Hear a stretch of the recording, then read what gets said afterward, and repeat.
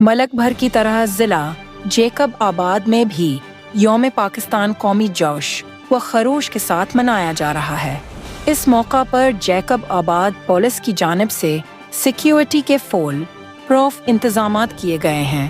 S S P Jacob آباد captain Saddam Hussein کی ہدایت پر ضلع بھر میں سیکیورٹی کے سخت اقدامات کیے گئے ہیں۔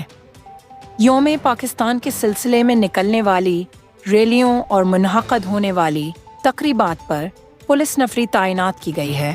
پرامن فضا برقرار رکھنے کے لیے تمام اہم سرکاری و غیر سرکاری تنصیبات پر پولیس کے جوان تعینات ہیں۔